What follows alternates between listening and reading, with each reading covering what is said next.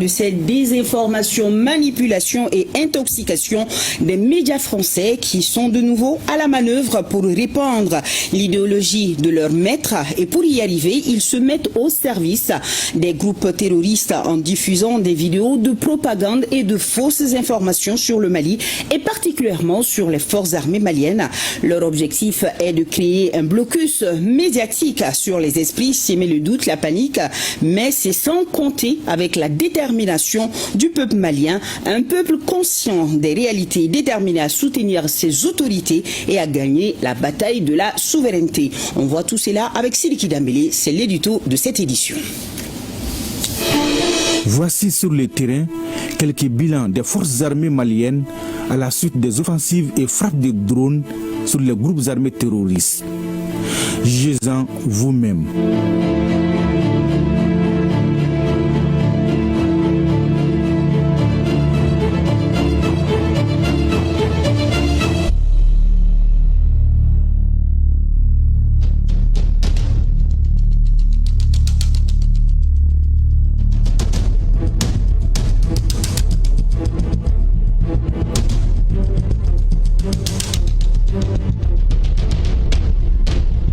Et au moment où certains annoncent Bamako sous blocus, c'est vendredi 1er mai, plus de 800 citernes sont entrées dans la capitale sous escorte des Framas sans embûche.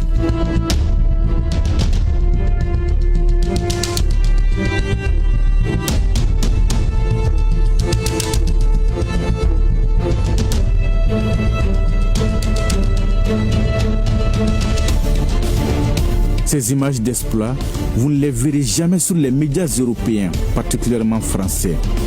Parce que simplement, ils refusent de voir l'eau dans les fleuves. Ils refusent l'évidence. Ils sont dans les dénis, dans les mensonges, dans la propagande. Sinon, comment comprendre la promptitude de ces médias français à diffuser des informations provenant des groupes terroristes, des vidéos de propagande, des images montées de toutes pièces, des informations sélectives et à offrir des plateaux sans aucun équilibre aux terroristes? Loin des réalités journalistiques, ces journalistes français sont dans la fabrique de la peur, dans la manipulation, pour faire croire à l'opinion que le destin du Mali est entre les mains de la France. Peine perdue. Heureusement, le peuple malien n'est pas dupe. Le peuple malien est bien conscient des réalités sur le terrain et les médias maliens combattront les mensonges et les blocus médiatiques de ces journalistes français avec la vérité et la souveraineté informationnelle.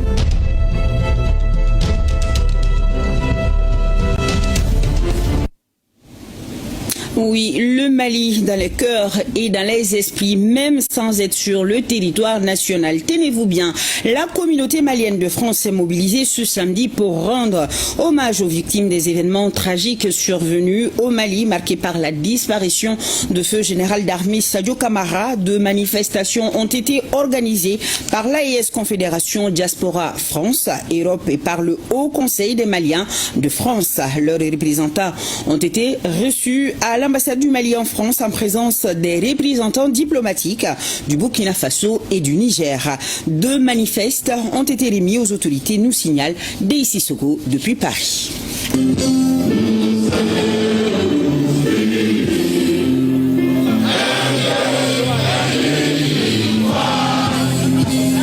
Ils étaient très nombreux à répondre à l'appel. Drapés aux couleurs nationales, hommes, femmes et jeunes ont exprimé leur attachement à la patrie lors de deux rassemblements chargés de sens, l'un à l'initiative de l'AES Confédération Diaspora France-Europe et le deuxième organisé par le Haut Conseil des Maliens de France. Des moments d'unité et de patriotisme au lendemain des obsèques nationales de feu général d'armée Sadio Camara. Point d'orgue de cette mobilisation, la représentation diplomatique du Mali à Paris. Sur place, le chargé d'affaires entouré des responsables de la mission diplomatique et consulaire ainsi que du consul honoraire du Mali à Orléans et ses collaborateurs a accueilli une délégation conduite par la coordinatrice Koulibaly Ramata Maïga. Nous disons aux familles éprouvées, vous n'êtes pas seuls. Votre deuil est celui de tout un peuple. À nos autorités et aux forces de défense du Mali, et de la...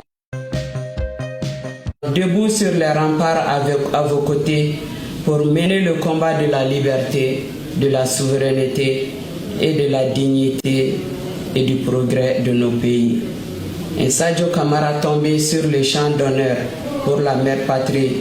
Des bataillons de Sadio Camara sont debout. Au peuple, restons unis, debout, solidaires et vigilants. Plus tôt dans la journée, la présidente du Haut Conseil des Maliens de France, accompagnée de sa délégation, avait également été reçue par le chargé d'affaires. On est venu remettre ce manifeste de solidarité et de condoléances pour montrer notre solidarité avec la population malienne et également nos forces de sécurité et de défense qui se battent tous les jours au quotidien, et aussi présenter nos condoléances suite à l'assassinat lâche de feu Sadio Camara, ministre de la Défense. On est loin du Mali, on est de l'autre côté de la Méditerranée. Donc c'était le lieu pour venir présenter nos condoléances et remettre ce document. Face à ces marques de solidarité, le chargé d'affaires a salué l'engagement et le patriotisme de la communauté. Ce soutien constant renforce la détermination collective du peuple du Mali et du gouvernement à faire face à la barbarie, à soutenir les familles endeuillées et à poursuivre la lutte pour la paix, la sécurité et la dignité de notre nation et de l'espace AIS. Au nom des plus hautes autorités de la transition, je vous exprime notre gratitude et notre attachement indéfectible à la grande famille malienne unie, à la grande famille de l'AIS, voire de l'Afrique, unie dans la douleur comme dans l'espérance. Une solidarité qui dépasse les frontières maliennes. Les représentants diplomatiques du Burkina Faso et du Niger, ainsi que plusieurs sympathisants d'autres nationalités, ont tenu à marquer leur présence aux côtés du peuple malien. Le Mali n'est pas seul. La douleur est partagée et nous sommes à côté de ceux qui souffrent dans leur chair, dans leurs âmes. Depuis les événements tragiques, les Maliens se sont mobilisés un peu partout en France. Au-delà du deuil, ces mobilisations se veulent un symbole fort, celui d'un peuple uni, solidaire et profondément attaché à son avenir. Oui, les Maliens unis en temps de bonheur comme en temps de douleur. Je reviens à notre invité.